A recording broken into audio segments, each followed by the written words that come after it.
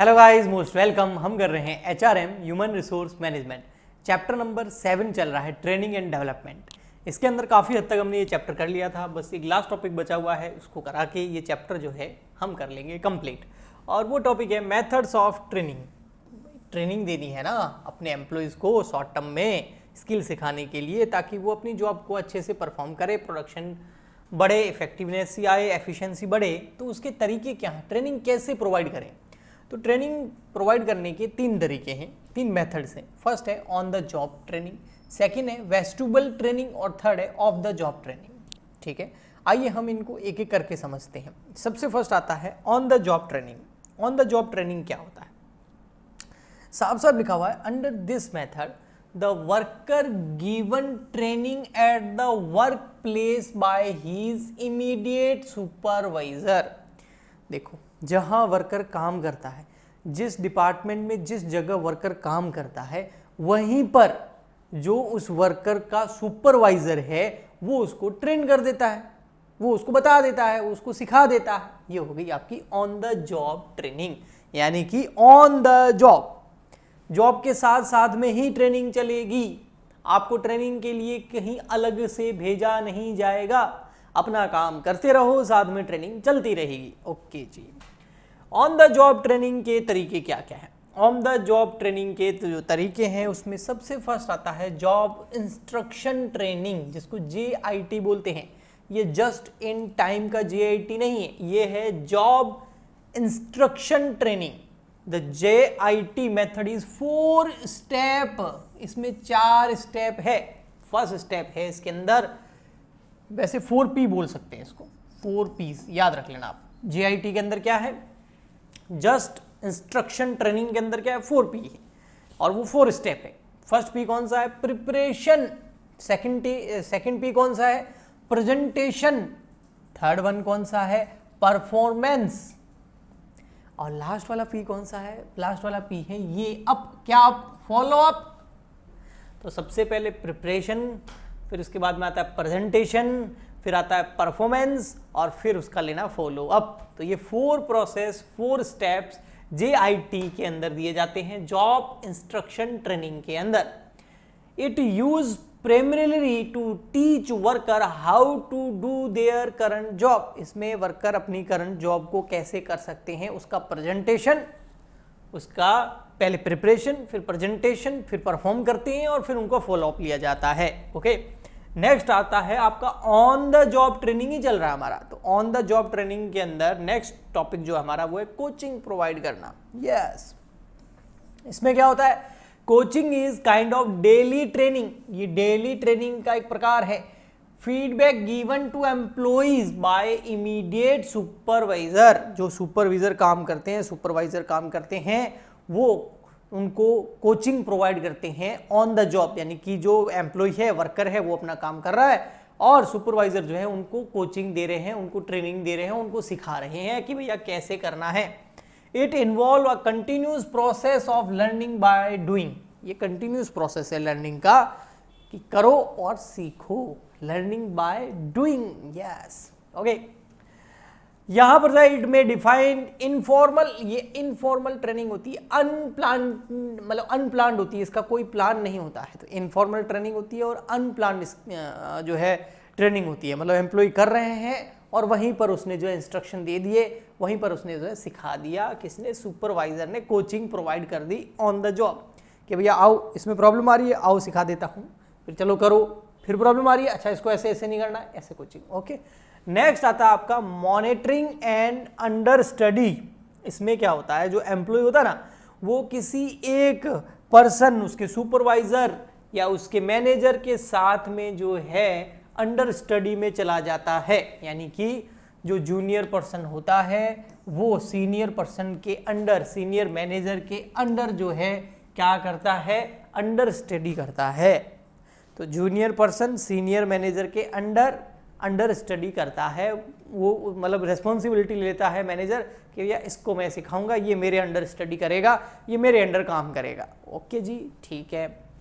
इसके अंदर जो है एक मेंटर इज अ टीचर हो सकता है, कोई स्पाउस हो सकता है, काउंसलर हो सकता है, developer of skill and intellect host, guide, supporter and facilitator in the realization of the vision of young person has about the kind of life he want as an adult. Okay?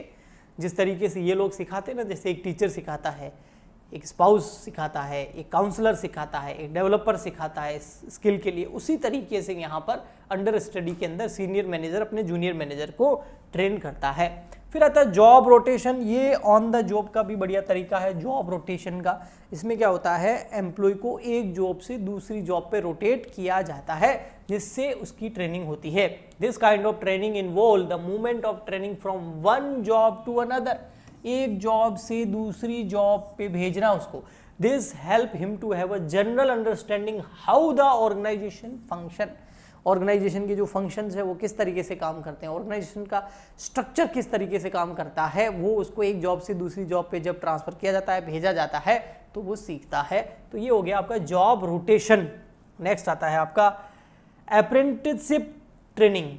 जो apprenticeship training है इसके अंदर क्या होता है, most craft worker such as plumber and carpenters are trained through formal apprenticeship programmes. यानी कि इस प्रोग्राम के अंदर जो है आप समझ सकते हैं जो सेमी स्किल्ड वर्कर होते हैं उनको ट्रेंड किया जाता है। जैसे कि प्लम्बर जो है का काम सीखना है तो आप प्लम्बर के अंडर में जाके सीखते हैं, जैसे कारपेंटर का काम सीखते हैं तो कारपेंटर के अंडर में जाके आप सीखते हैं, तो वो ये ट्रेनिंग हो गई। नेक्स्ट आता है आपका committee assignment. In this method trainees are asked to solve an actual organizational problem. इसमें ट्रेनी को एक्चुअल वास्तविक जॉब जो उसको करनी है वो प्रॉब्लम उससे सॉल्व करवाई जाती है। This trainee have to work together and offer solution the problem. इसमें ट्रेनिंग जो है वो साथ मिलके काम करते हैं और सॉल्यूशन निकालते हैं किसी भी प्रॉब्लम का। Assigning talented employ to important committees can given these employees a broadening experience and can help them to understand the personalities, issue and process of governing the organization। मतलब एक कमेटी बना दी जाती है, वो कमेटी के under में लेके जो है लोग काम करते हैं और उससे उनकी नई स्किल वगैरह जो भी उनको ट्रेनिंग देनी है वो मिल जाती है कमेटी के अंडर में, एक असाइनमेंट कमेटी बना दी जाती है। ओके, तो ये हो गया आपका कौन सा, ऑन द जॉब। अब आता है second number vestibule training. Vestibule training क्या है, शुरू की 2 लाइन से ही पता चल जाएगा। ये एक ऐसी ट्रेनिंग है जिसका मतलब है training in a classroom for semi skilled job. बस इतना लिखोगे मार्क्स मिल जाएंगे। वेस्टिबुल ट्रेनिंग के अंदर क्या किया जाता है, जो सेमी स्किल्ड जॉब होती है उसके लिए जो ट्रेनिंग दी जाती है किसी क्लासरूम के अंदर, वो आपका वेस्टिबुल ट्रेनिंग होती है। इट इज मोर सुटेबल, ये वहां सुटेबल होती है where a large number of employ must be trained at the same time, same kind of work. एक ही तरह का काम है, एक ही समय पर और एक ही कैटेगरी स्किल के लेबर, और वो भी लार्ज नंबर में। एम्प्लॉइज बहुत ज़्यादा है, सबको एक जैसी ट्रेनिंग देनी है, सबको एक ही समय में देनी है, तो वहाँ पर अगर एक एक एम्प्लॉय के लिए 2 एम्प्लॉय के लिए जाएंगे तो बहुत समय लगेगा। सारे एम्प्लॉयज़ को क्लासरूम में बुलाओ, सेम टाइम पे सेम ट्रेनिंग उनको दे दो। तो same kind of work same time में ट्रेनिंग जो दी जाती है लार्ज ऑफ एम्प्लॉयज़ को, जो सेमी स्किल जॉब होती है उसके लिए ये ट्रेनिंग जो है किसी क्लासरूम के अंदर दी जाती है, इसको बोलते हैं वेस्टिबुल ट्रेनिंग। ओके, ठीक। अब आता है आपका ऑफ द जॉब ट्रेनिंग। भैया ऑन द जॉब तो सुन ली, ऑफ द जॉब ट्रेनिंग क्या होगी। ऑफ द जॉब का मतलब होता है रियलिटी से थोड़ा दूर। जैसे हम बोलते हैं ना 19-20, 19-20 ही तो है, ज्यादा फर्क थोड़ी है ना। तो रियलिटी से थोड़ा सा दूर जॉब जहां वास्तव में उसको करनी है वहां ट्रेनिंग नहीं दी जाती है, उसके अलावा कहीं और दी जाती है, लेकिन वहां का एनवायरमेंट सेम वैसा ही क्रिएट किया जाता है जैसा एक्चुअल हो। ओके जी। Off the job training it require the worker to undergo training for a specific period. 2-3 महीने 4 महीने के लिए स्पेसिफिक पीरियड के लिए भेज दिया जाता है away from the work place. साफ साफ लिखा हुआ है, जहां उसको काम करना है उससे दूर कहीं भेजा जाता है कुछ स्पेसिफिक टाइम के लिए। ओके जी। तो ऑन द जॉब नहीं है, ये ऑफ द जॉब है। जॉब जहां काम करना है, जो जॉब करनी है उसके अलावा कहीं भेजा जाता है। Off the job methods are connected with both knowledge and skill doing create certain jobs.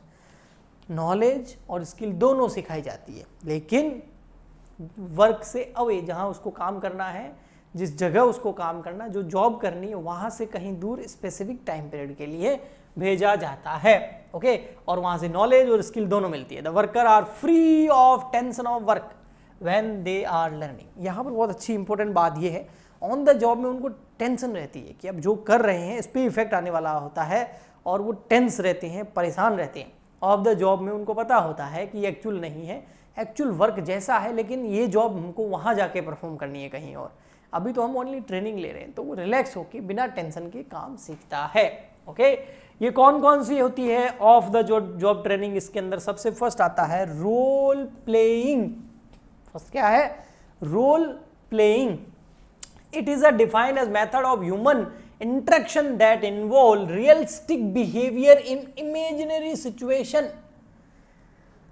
Behaviour कैसा किया जाता है? रियल, लेकिन सिचुएशन कैसी होती है? इमेजिनरी। ओके, ठीक।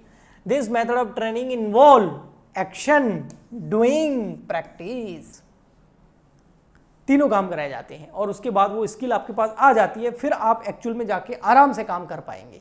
तो आपको अगर जीएसटी रिटर्न फाइल भरना सीखना है, जीएसटी सीखना है, या इनकम टैक्स में कैसे भरते हैं फॉर्म वगैरह, आईटीआर कैसे भरते हैं वो सीखना है, या कॉमर्स से रिलेटेड और बहुत सारे कोर्सेज की स्किल लेनी है, ट्रेनिंग लेनी है, तो आप ले सकते हैं फिनकुरियस के साथ।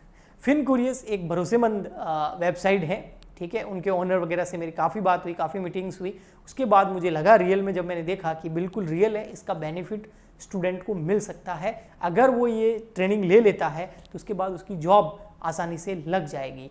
तो ग्रेजुएशन की डिग्री प्लस आपके पास में ये स्किल सर्टिफिकेट आ जाता है, तो उसके बाद में आपकी जॉब बहुत आसानी से लग सकती है। अगर आप फिनकुरियस से सीखना चाहते हैं तो ऐप नहीं, उसकी वेबसाइट का लिंक इस वीडियो के नीचे डिस्क्रिप्शन बॉक्स में आपको मिल जाएगा, उसके ऊपर क्लिक करें और फटाफट से जो है ये कोर्स ज्वाइन कर ले, और ग्रेजुएशन के साथ यानी कि नॉलेज के साथ साथ स्किल भी हायर आप कर सकते हैं। ओके, ठीक।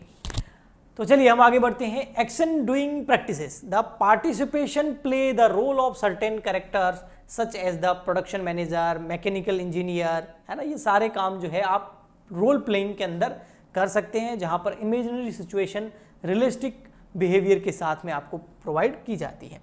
नेक्स्ट आता है स्पेशल लेक्चर कम डिस्कशन। इसके अंदर क्या होता है? स्पेशल लेक्चर दिए जाते हैं किसी भी एक स्किल के लिए आपको, और लेक्चर के साथ साथ आपको जो प्रोफेशनल इंस्टीट्यूट होते हैं वो आपको स्किल भी सिखाते हैं। तो डिस्कशन होता है स्पेशल लेक्चर्स के साथ में, स्पेशल किसी स्पेशलिस्ट के द्वारा, जिससे आपको बहुत सारी चीज़ें सीखने को मिलती है। फिर आता है कॉन्फ्रेंस ट्रेनिंग। इसके अंदर एक ग्रुप मीटिंग कंडक्ट की जाती है, और कॉन्फ्रेंस के थ्रू जो है आपका नॉलेज डेवलप किया जाता है, और आपको ओरल पार्टिसिपेशन करना होता है और समझना होता है, ठीक। नेक्स्ट आता है आपका ऑफ द जॉब के अंदर प्रोग्राम्ड इंस्ट्रक्शन। इसके अंदर क्या होता है कि ऐसा प्रोग्राम बना दिया जाता है जिसके अंदर सारे के सारे इंस्ट्रक्शन होते हैं, और वो आपके सामने प्रेजेंट किया जाता है, और उससे आप काफ़ी चीज़ें सीख सकते हो। केस स्टडी, इसमें क्या होता है, जो केस हो चुके हैं उस आपकी उस एक जिस काम को आप करना चाहते हैं ना, उस फील्ड के बहुत सारी केस स्टडी आपके सामने रखी जाती है, और फिर वो आप उसको धीरे धीरे सॉल्व करना सीखते हैं। तो इससे भी काफ़ी मदद मिलती है।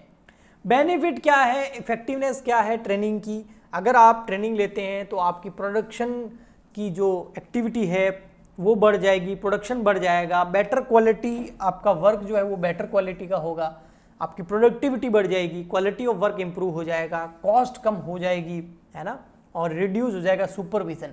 बार बार सुपरवाइजर को आपको आके ट्रेन नहीं करना पड़ेगा, आप ऑलरेडी ट्रेन है, और जो एक्सीडेंट रेट है वो भी कम हो जाएगी। उससे ह्यूमन्स को भी नुकसान नहीं होगा, एचआर को भी नहीं होगा, और इसके अलावा मशीनों को भी नहीं होगा, ठीक है। Benefits of training to employ को ट्रेन करने से क्या बेनिफिट होता है? उनके पास सेल्फ कॉन्फिडेंस आता है, हायर अर्निंग कर सकते हैं वो, सेफ्टी मिलती है उनको, एडोप्टेबिलिटी मिलती है ना, वो जो है अपना काम जो है वो चेंज कर सकते हैं, वो मेथड चेंज कर सकते हैं, प्रमोशन भी उनका होता है ट्रेन एम्प्लॉय का। जैसे एक ट्रेन लिया हुआ बंदा, आप फिनकुरियस से कोर्स कर लेते हैं, जीएसटी रिटर्न वगैरह फाइल करना सब सीख लेते हैं, फिर उसके बाद में जाके किसी कंपनी में अप्लाई करते हैं, वो बोलते हैं चलो ये करके दिखाओ, आप करके दिखा दोगे, तो आपकी एडोप्टेबिलिटी होगी ना, मतलब आप एडोप्ट कर लोगे किसी भी सिचुएशन को, है ना। चाहे आप कितना ही वर्क चेंज हो जाए, लेकिन आपकी ट्रेनिंग की वजह से आप उसको कर लोगे। ठीक है, ओके।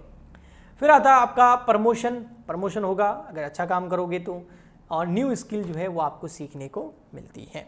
उसके बाद में कुछ पॉइंट और हैं, ये मैं आप पे छोड़ता हूँ कि एक गुड प्रोग्रामर कैसे डिसाइड किया जाता है। एक रीट्रेनिंग भी होती है, ये भी आप सेल्फ कर सकते हैं, बहुत ईजी होती है।